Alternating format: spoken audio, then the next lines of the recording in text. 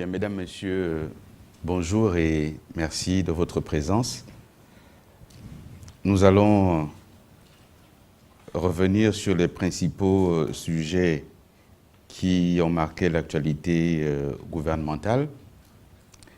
Nous évoquerons quelques points d'agenda concernant l'activité du chef de l'État et nous répondrons à vos questions.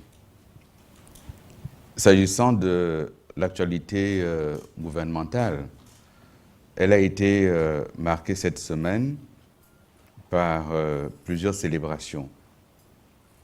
D'abord, la célébration de la Journée mondiale de la liberté de la presse. Le Gabon, à l'instar des autres pays, a célébré le 3 mai la Journée mondiale de la liberté de la presse. Un certain nombre d'activités ont été menées par les membres représentant la profession, ici même à la maison Georges Rawiri, dans cet auditorium qui nous accueille aujourd'hui. Mais avant les différentes rencontres qui ont permis aux professionnels de débattre entre eux des différentes thématiques, dont la thématique principale, qui était celle de l'accès à l'information, le chef de l'État a reçu en matinée les représentants des médias et de la presse. Et au cours de son intervention, le président de la République a rappelé combien le Gabon reste attaché à la liberté de la presse, combien lui-même s'emploie à promouvoir et à défendre la liberté d'une presse dont il est très souvent même victime de par les calomnies, les désinformations dont il fait l'objet, mais il entend continuer à promouvoir cette liberté de la presse. Le chef de l'État a toutefois appelé les journalistes à plus de responsabilité dans le traitement de l'information, parce que autant il faut travailler à faire en sorte que les journalistes accèdent à l'information, autant il faut travailler à faire en sorte que cette information mise à la disposition du public soit traitée conformément à l'éthique qui guide votre métier, la profession des journalistes. Lors de l'échange informel que le président de la République a eu avec un certain nombre d'acteurs de la presse et des médias, il est longuement revenu sur les échéances que nous préparons cette année, échéances électorales et principalement la présidentielle, en appelant les journalistes à travailler, à établir un climat apaisé avant, pendant et après le scrutin. Mais nous pourrons revenir sur ces différents sujets si vous l'estimez nécessaire. Une autre célébration, le mercredi 4 mai, s'est ouverte à Gondje en présence du Premier ministre, chef du gouvernement et de membres de son équipe gouvernementale, le 5e sommet panafricain des jeunes leaders des Nations Unies sous le thème « Engagement et leadership des jeunes contre le VIH-Sida pour réaliser les objectifs de développement durable ». Au terme de ce sommet qui a vu se rassembler à Libreville des jeunes leaders venus de différents pays africains, ces derniers ont choisi le chef de l'État Ali Bongo Ondimba pour les représenter et porter en leur nom le message lors de la réunion de haut niveau des Nations Unies sur le sida qui aura lieu à New York du 8 au 10 juin prochain. Les principales résolutions visent donc à décliner la vision des jeunes leaders africains sur cette problématique et ils ont donc pensé nécessaire et utile d'impliquer le chef de l'État pour qu'il porte leur voix aux Nations Unies. Une autre célébration par laquelle nous avons quasiment ouvert la semaine, même si c'était un dimanche, c'est la fête du travail, qui a été célébrée comme à l'accoutumée par un grand défilé des travailleurs des secteurs publics, parapublics et privés. Et c'est le Premier ministre du gouvernement qui a présidé ce défilé. Le thème cette année s'articulait autour du dialogue social et égalité des chances pour un travail décent. Vous savez que sous l'impulsion du chef de l'État, le gouvernement s'emploie à maintenir un dialogue avec les travailleurs, mais aussi avec le patronat pour maintenir l'emploi, garantir les droits des travailleurs et faire évoluer la sécurité sociale dans notre pays. Il était donc important pour le chef du gouvernement d'être présent à ce dernier défilé du 1er mai du mandat, et le chef de l'État lui-même a veillé à ce que les choses en soient ainsi. Une autre problématique rencontrée par le gouvernement à travers notamment le ministère de la Santé, c'est la reprise effective de la délivrance des antirétroviraux sur toute l'étendue du territoire. C'est une nouvelle commande de médicaments qui a été évaluée à plus de 500 millions de francs CFA, car vous savez qu'il y a quelques semaines, il y a eu quelques soucis à ce niveau, mais c'était lié à des retards de règlement et d'acheminement. Aujourd'hui, la situation est rentrée dans l'ordre et nos compatriotes peuvent à nouveau accéder à leurs médicaments. Concernant l'hémodialyse, le gouvernement rappelle qu'il n'y a jamais eu d'interruption de séance. Et pour ce qui est des médicaments antituberculeux, le stock supplémentaire commandé par le gouvernement est en voie d'acheminement sur Libreville pour être là également mis à disposition du public. S'agissant des sorties du chef de l'État Ali Bongo Ondimba, le président de la République est allé effectuer des visites de chantier dans le 3e arrondissement de Libreville et il a visité principalement les travaux de construction du stade Omnisport Président Bongo. Vous savez que c'est un stade qui est en totale rénovation. Je peux me dire qu'il a été totalement refait et il doit abriter des matchs dans le cadre de la CAN 2017. C'est un stade qui aujourd'hui, par les travaux qui sont engagés, permet de créer des emplois. Il y a à peu près 500 compatriotes qui y travaillent, mais il y a également des travaux qui ont été engagés au niveau de la voie de circulation entre le PK5 et le PK12.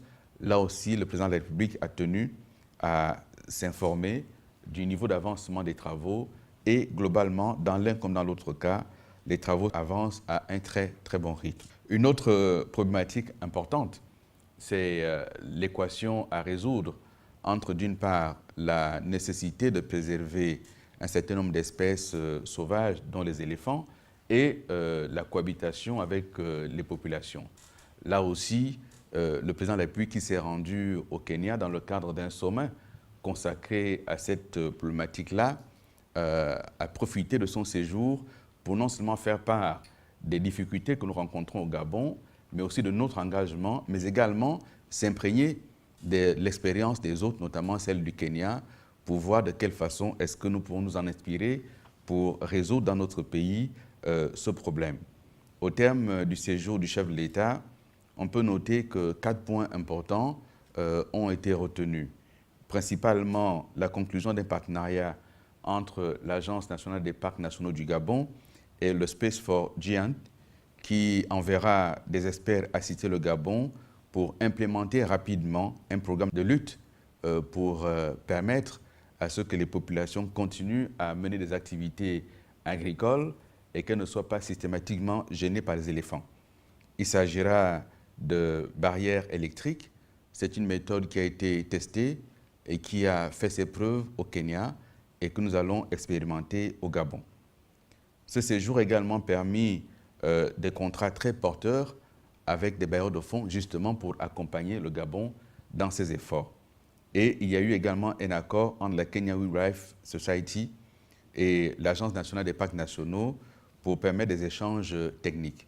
Et en 4e point, on a pu relever que cette présence du chef de l'État a été abondamment commentée dans la presse internationale pour saluer les efforts engagés par notre pays dans le domaine de la préservation, tout en rappelant d'ailleurs le rôle que joue le Gabon en ce qui concerne le développement durable.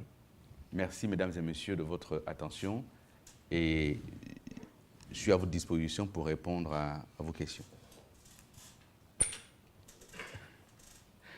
Oui, monsieur Laurent Ngoma. Merci, monsieur le ministre. Je reviendrai sur le sujet qui a terminé votre propos liminaire, la participation du chef de l'État à la cérémonie qui a eu lieu au Kenya.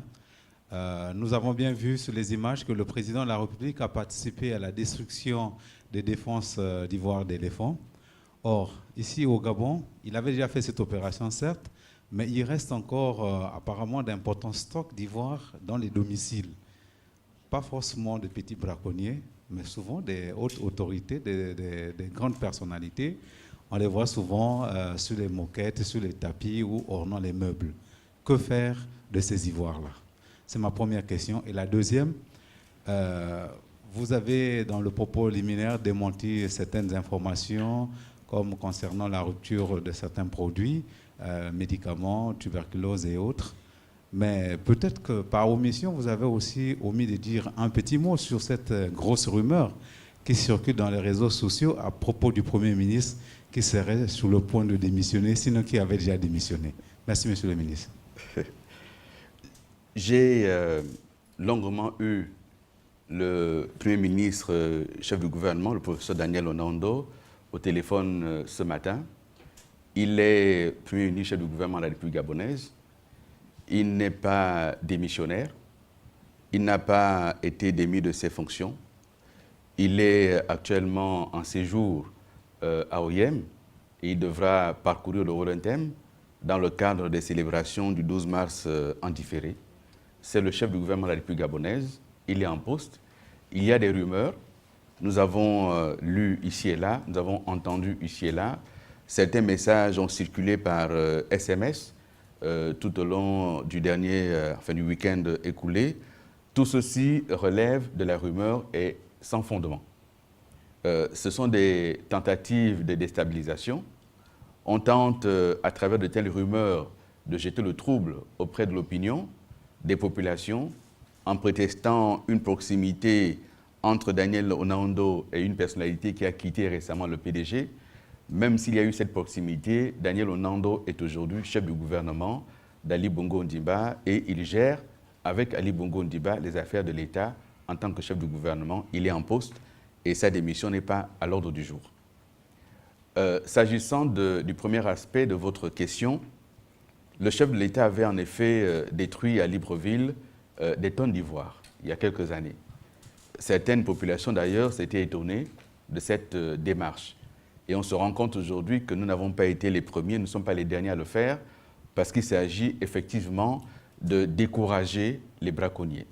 Aujourd'hui, au Gabon, il ne s'agit pas de simples chasseurs.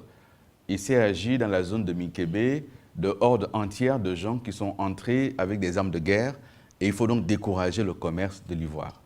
Concernant ce que vous appelez des stocks, je ne sais pas s'il faut parler de stocks.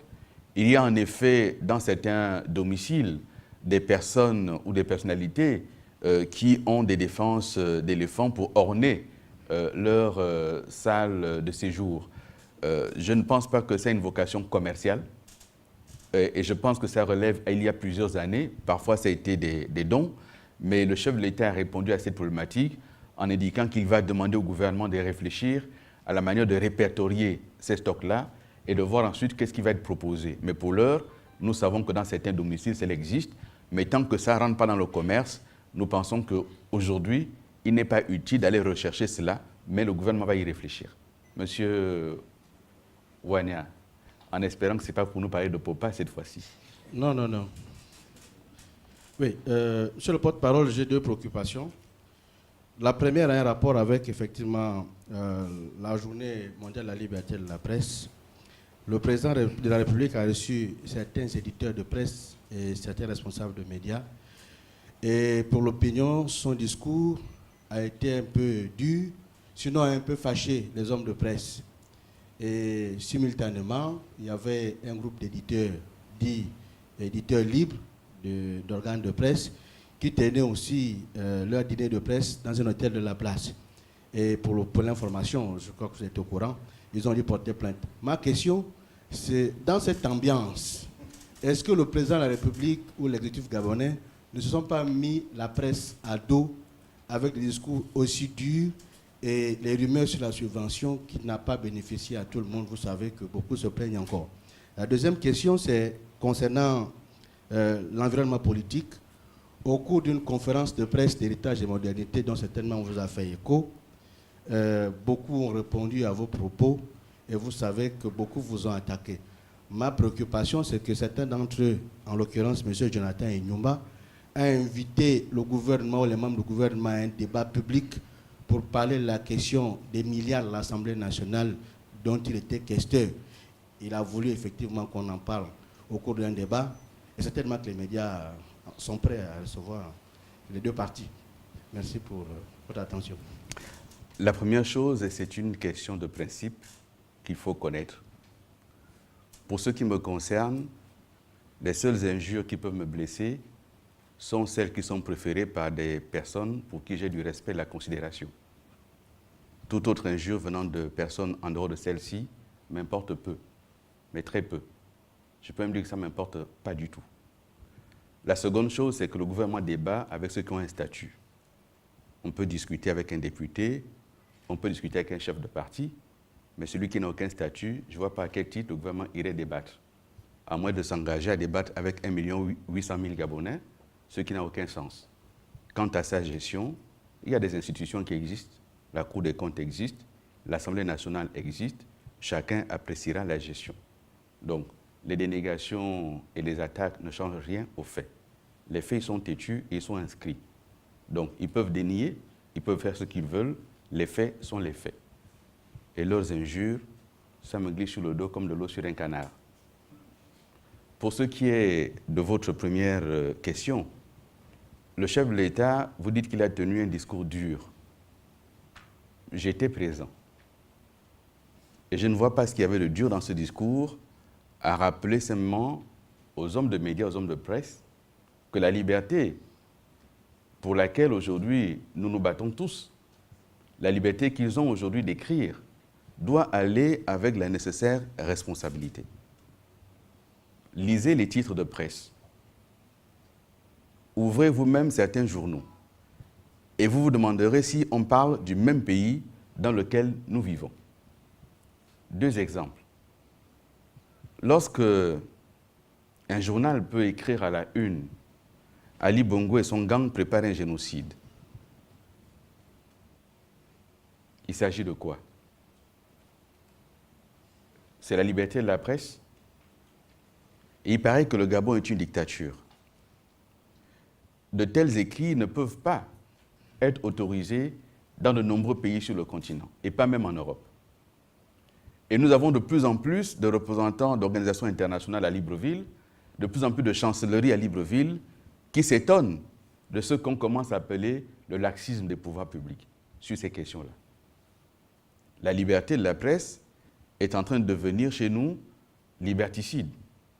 Parce que le citoyen est désormais en danger puisqu'on dit tout et n'importe quoi. Deuxième exemple, de nombreux compatriotes m'ont appelé mardi. J'étais en train de travailler et m'ont appelé parce qu'on a écrit sur les réseaux sociaux et dans certains médias qu'il y a une jeune fille de 25 ans qui serait décédée. Elle est du sud du Gabon, avec qui j'aurais entretenu commerce pendant 3 ans, et elle serait décédée, et que je serais moi aujourd'hui en train de chercher à payer la famille pour la corrompre, et que la justice aurait été saisie. Et naturellement, procédant de la manipulation, il n'y a pas le nom de la fille, il n'y a pas le nom de la ville dont elle est originaire, on ne dit pas de quoi elle serait décédée, on ne dit pas la famille qui aurait déposé plainte, on ne dit pas auprès de quel tribunal on a déposé plainte, auprès de quel juge, auprès de quel procureur, rien. Mais est-ce une liberté? Donc le propos du chef de l'État était clair, liberté et responsabilité. Pour le reste, si vous estimez que la responsabilité ne doit pas vous concerner, changez de métier. Mais quel que soit le métier au monde, il y a une responsabilité de celui qui exerce le métier. Et cette responsabilité, c'est de traiter l'information pour ce qui vous concerne en tout équilibre. Encore une fois, nous sommes au Gabon, nous avons cette conférence de presse du porte-parole du gouvernement chaque semaine. Vous avez la possibilité de poser toutes les questions et jamais quelqu'un de vous n'a été intimidé après avoir posé une question ici. Jamais. Donc, est-ce qu'il peut exister un meilleur exemple de liberté dans un pays en ce qui concerne la presse et la communication? Donc, nous ne sommes pas mis à dos la presse. En revanche, s'agissant de la subvention, c'est un sujet sur lequel vous aimez revenir, mais c'est un sujet sur lequel nous avons abondamment communiqué. Aucune subvention n'est automatique. Aucune subvention n'est automatique. Vous avez des enfants ou des petits frères à qui l'État octroie aujourd'hui la bourse d'études pour l'enseignement supérieur. Mais le même État dit, même s'il n'y a plus de critères d'âge, puisque maintenant pour avoir la bourse, même si on a 60 ans, il suffit d'avoir le bac. Donc j'ai le bac à 60 ans, l'État me donne une bourse d'études pour faire mes études supérieures. C'est ça aujourd'hui. Mais l'État dit quand même que je dois faire une demande qui doit être déposée au bourse et stage avant le 30 avril de chaque année. Il y a quand même un critère à respecter. Les entreprises de presse sont créées, c'est des entreprises privées, donc à but lucratif. Celui qui crée une entreprise de presse crée une entreprise pour avoir du bénéfice, des profits. On leur demande simplement de se conformer à la loi gabonaise en déclarant son personnel à la CNSS, comme toutes les entreprises au Gabon. Ils ne veulent pas, parce qu'ils sont journalistes et que être journaliste, c'est être au-dessus, selon eux, de la loi. On leur demande de payer les impôts comme tout le monde, parce que cette subvention, c'est l'impôt des Gabonais. C'est l'impôt de ceux qui travaillent qui permet d'avoir cette subvention. Donc, payez comme tout le monde l'impôt et soyez de bons citoyens. Vous qui donnez la leçon tous les jours, montrez l'exemple. Ils refusent parce que quand on est journaliste, on est au-dessus des lois. Et ensuite, ils n'ont même pas fait la demande. Ceux qui se sont réunis dans un hôtel de la place n'ont même pas effectué la démarche auprès de la commission, n'ont même pas déposé une demande. Et parce qu'ils sont qui ils sont, parce qu'ils s'appellent comme ils s'appellent, parce qu'ils sont à la tête de titres de presse et que tout le monde doit avoir peur, il faut leur donner la subvention. Nous avons répondu, ils peuvent injurier tous leurs saouls, ils peuvent se lever le matin, embrasser femme et enfants, aller travailler, rentrer le soir en disant « j'ai bien travaillé parce que j'ai insulté », c'est leur choix. Mais cette insulte-là ne change pas le fait qu'ils n'auront pas la subvention tant qu'ils ne rempliront pas les critères. Ils disent avoir saisi le Conseil d'État, attendons de voir le contenu de leur plainte, attendons de voir ce que le Conseil d'État dira. Si l'État est condamné, l'État assumera. Mais si l'État n'est pas condamné, nous continuerons à faire en sorte que seuls ceux qui respectent la loi vont avoir accès à la subvention. Ils ne peuvent rien y changer. Oui. Merci, Monsieur le ministre. Revenons sur l'entretien que le président a eu avec les journalistes. Le président a parlé de faire le ménage au sein de la corporation. Est-ce qu'on peut avoir une idée de ce qui est prévu? Également, une deuxième préoccupation. Monsieur le ministre, vous nous avez toujours répondu ici que quand il s'agit des candidats de l'opposition, que le débat doit être axé sur projet contre projet. Monsieur Jamping a déroulé son projet de société. Je ne sais pas si vous l'avez parcouru, si vous avez un petit commentaire là-dessus. Merci. Bon, d'abord, sur la question du ménage au milieu de la corporation, si j'ai bien écouté le chef de l'État, il a demandé qu'il y ait au milieu de vous des instances d'autorégulation. Et ces instances d'autorégulation devraient aider à faire en sorte qu'au milieu de vous, certaines choses ne soient pas acceptées. Mais comme ça existe partout, des structures d'autorégulation. Et le Gabon a tenté une expérience de mise en place de structures d'autorégulation qui, malheureusement, se sont avérées très partisanes et n'ont pas su jouer leur rôle. Donc le chef de l'État n'a pas dit que lui, il allait faire le ménage. Il a dit, pardonnez-moi l'expression, pardonnez-moi d'être employé une expression familière, vous devrez faire le ménage au milieu de vous. Et il a ajouté que le journalisme ne peut pas être le seul métier qu'on continue à exercer un peu par improvisation ou par effraction. Donc c'est ce qu'il a dit. Et il faut essayer de le situer dans le contexte. S'agissant de votre question sur le projet de M. Jamping, si vous appelez cela déroulé, il n'a pas été bien loin.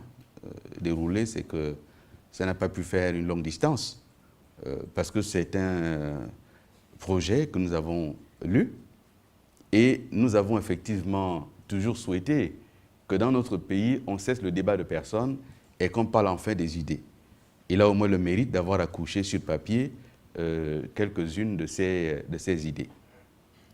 L'avenir du Gabon, à ses yeux, après 2 ans d'analyse, puisque après le congrès du Pullman, on nous annonçait le projet.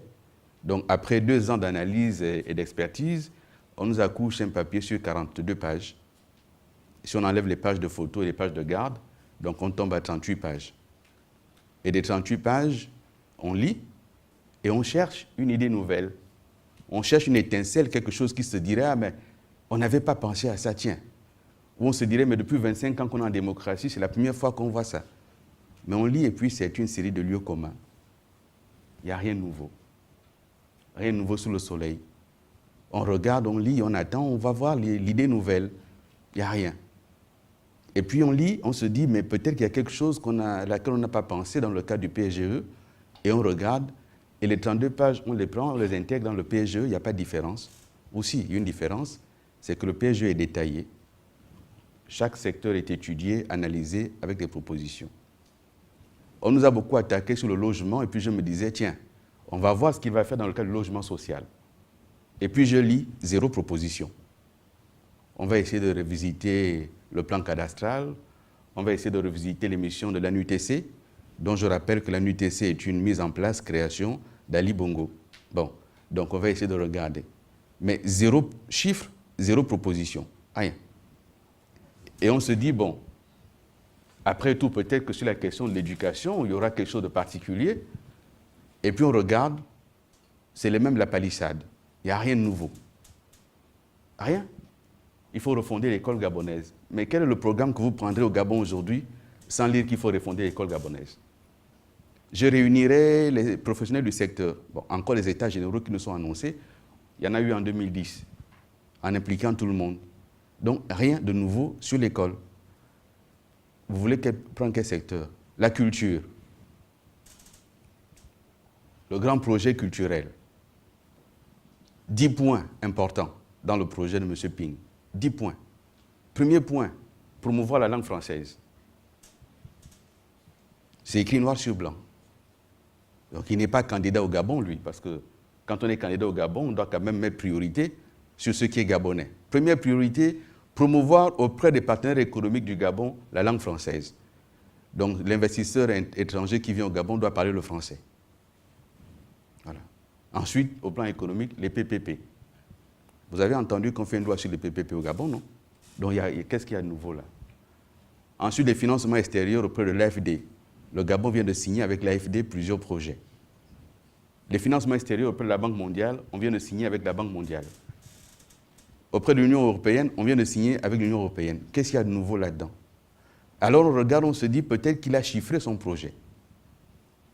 Et puis on va à la page 42 où il y a 2 paragraphes sur le chiffrage, le financement de son projet. 2 paragraphes. Premier paragraphe, il nous annonce que compte tenu des hypothèses aujourd'hui où le pétrole a baissé, il n'est pas capable de financer et de chiffrer son projet. Mais qu'une fois élu, il va faire l'audit. Donc l'audit, on ne sait pas, ça prendra peut-être 1 an, 2 ans. Entre-temps, on ne sait toujours pas ce que va coûter le projet. Après, on trouve qu'il a besoin de 1000 milliards supplémentaires. Vous savez, quand on dit supplémentaire, c'est que tu as d'abord une première chose. Il ne dit pas ce qu'il a d'abord, mais il a besoin de 1000 milliards supplémentaires pour qu'en 7 ans, les Gabonais soient à l'abri du besoin et de la peur. En 7 ans. Mais les 1000 milliards, il va les trouver où? Il vous dit où il va les trouver. Il va réduire la main-d'œuvre non permanente. Vous savez qui c'est la main-d'œuvre non permanente? C'est les femmes de ménage, les gardiens d'immeubles, les chauffeurs, les coursiers dans les ministères, donc les gains petits, dont Ali Bongo a revalorisé le salaire en le multipliant par 2, et lui il estime que c'est ça qu'il faut réduire, donc il faut virer la main-d'œuvre non permanente pour avoir 1000 milliards. Je rappelle qu'elle pèse 2 milliards au budget de l'État. Donc c'est sûrement pas là-dedans qu'on va faire des économies pour 1000 milliards. Vous m'avez demandé si j'ai lu, non? Bien.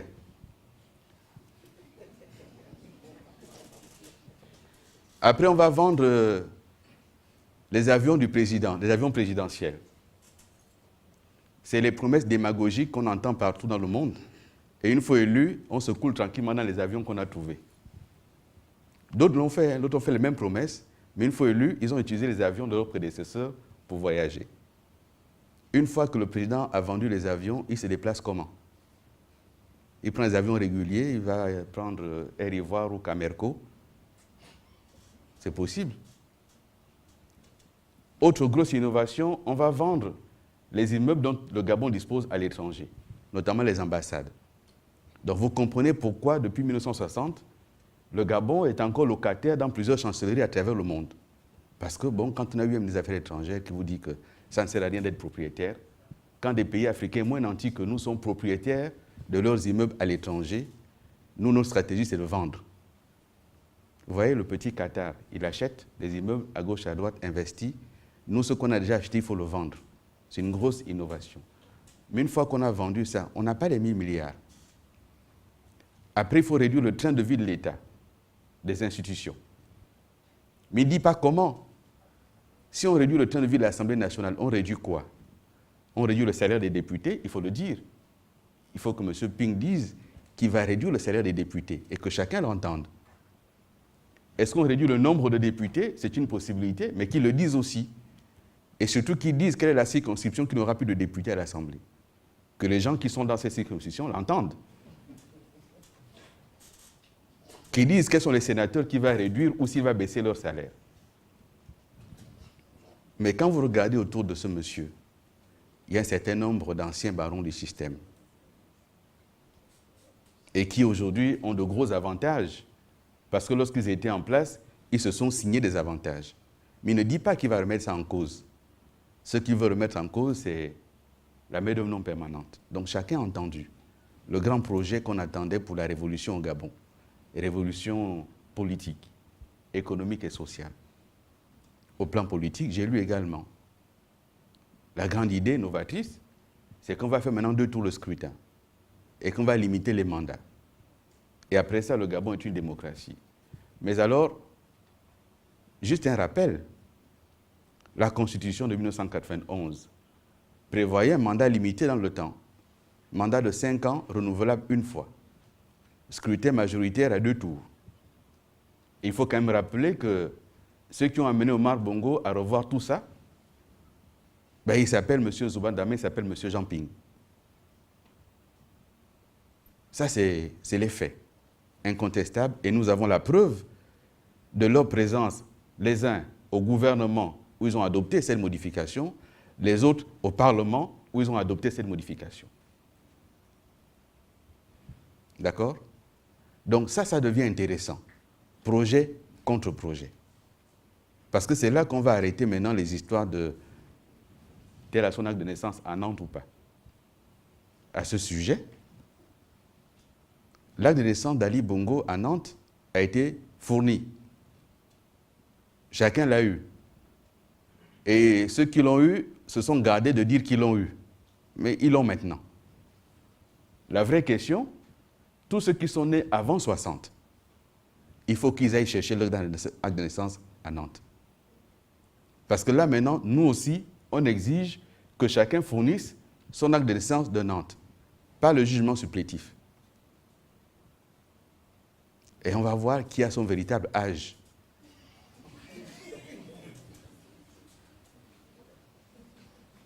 Donc on a lu ce projet. Et après avoir parcouru, nous nous sommes dit, bon, peut-être qu'un autre va arriver. Mais dans tous les cas, mes collègues en charge de l'économie, en charge de la santé, en charge de l'emploi, en charge du budget, vont décortiquer. Et là, les vraies choses vont commencer. Parce que quand on peut, après 2 ans, nous sortir 32 pages et nous dire, attendez que je sois élu, si je suis élu, c'est là que je vous dirai combien ça va coûter. C'est vraiment penser que les Gabonais ne savent pas réfléchir. Les Gabonais veulent qu'on leur dise ce que vous voulez faire là, combien ça va nous coûter. Et quand il dit que les 1000 milliards, il y a la réduction des dépenses de l'État, il faut quand même rappeler aux Gabonaises, aux Gabonais qui nous écoutent, que c'est ce qui est déjà en œuvre aujourd'hui, que le chef du gouvernement a rappelé à tout le monde qu'il faut serrer la ceinture. Moi, je suis ministre depuis le 11 septembre 2015. Ma voiture de fonction, je l'ai obtenue il y a quelques jours, le 4 mai. Une voiture de fonction. C'est plus 3, 4, 5, comme à leur époque. C'est une, parce que les temps sont durs. Et qu'il faut réduire le train de vie. Qu'au niveau de la présidence, on a réduit le train de vie. Les communications téléphoniques ont été réduites. Les plats qu'il faut livrer au personnel ont été réduits. Tout ça a été revu parce qu'il faut réduire le train de vie de l'État. Et que certains qui ont quitté aujourd'hui le PDG sont partis parce qu'ils ont refusé de consentir l'effort qui est demandé à tout le monde. Réduire le train de vie de l'État. Donc, un côté, cette réduction. De l'autre côté, il dit qu'il faut accroître les ressources en renforçant le recouvrement. Donc, il faut dire aux entreprises qu'on va augmenter les impôts. Il faut clairement le dire, que demain, s'il est élu, il va augmenter les impôts. Il faut assumer ça. Pendant que nous sommes en train de travailler à attirer les entreprises, parce que c'est ça qui crée les richesses et l'emploi, lui va augmenter les impôts. Donc voilà. Si vous avez lu autre chose dans ce texte, vous me dites. Moi, c'est tout ce que j'ai lu. Oui, on va quand même terminer. Oui, madame. Merci. J'aimerais savoir, Monsieur le ministre, comment le gouvernement compte maintenir l'emploi de notre pays. Et d'autre part, j'aimerais savoir pourquoi le gouvernement gabonais demande à faire partie de nouveau à l'Organisation des pays producteurs du pétrole. S'agissant de la question de l'OPEP, nous en étions membres. Et nous en sommes partis pour différentes raisons. Le gouvernement de la République entend faire en sorte que notre pays soit membre de la plupart des organisations qui peuvent compter, qui peuvent peser. Nous sommes producteurs de pétrole et le gouvernement pense qu'il ne serait pas inutile d'être à nouveau partie prenante à cette plateforme de discussion et d'échange et qui décide finalement des différents cours de matières premières, même si notre production n'est plus aujourd'hui ce qu'elle était d'antan. Mais il est toujours important d'être présent là où les choses se décident. C'est une démarche qui a été effectuée, elle n'a pas encore abouti, mais la démarche vise à être présent là où se prennent les décisions. Pour maintenir l'emploi, il faut continuer à créer le cadre pour que les entreprises investissent, que les entreprises fassent des bénéfices, et c'est l'entreprise qui crée l'emploi. Mais il faut également continuer à faire en sorte que dans le secteur public, et notamment dans les secteurs clés que sont l'éducation, la santé, qu'on continue à recruter du personnel, parce que c'est ça qui va permettre de baisser les effectifs dans les salles de classe, en même temps qu'il faut construire des salles de classe. Donc, dans la fonction publique, même si aujourd'hui la situation est difficile, mais il y a des secteurs clés très importants, comme l'éducation et la santé, qui méritent des efforts. L'autre jour, en travaillant avec le vice-premier ministre Paul Biya-Yogemba, il faisait remarquer que la moyenne d'âge aujourd'hui, au niveau du personnel soignant, notamment les infirmiers, est de 43 ans. Il nous faut à nouveau des infirmiers de 21 ans, de 22 ans, de 23 ans, qui ont encore une marge de progression, parce que bon, ça commence un peu, dans ce domaine-là, à prendre de l'âge.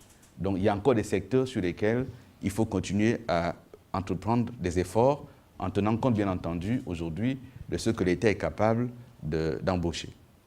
On prend deux dernières questions. Oui.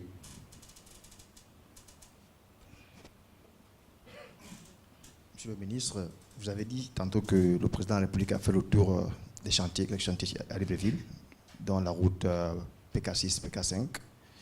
C'est une bonne chose. Cependant, à l'intérieur du pays, il y a des localités qui n'ont, depuis 7 ans, je veux dire 6 ans, qui n'ont pas vu l'ombre d'un projet de l'État, du gouvernement. Je fais allusion à Mimongo, où la route est coupée, les ponts cassés. Les populations ont passé 3 semaines, voire 1 mois, sans eau, sans électricité. Aujourd'hui, les fonctionnaires menacent de quitter la localité. Face à cela, est-ce que le gouvernement a démissionné du côté de Mimongo? Dites-le nous, Monsieur le ministre. Et l'autre question va dans le sens du dialogue social. On a célébré la fête du travail il y a quelques jours. Le mot maître, c'était le dialogue social.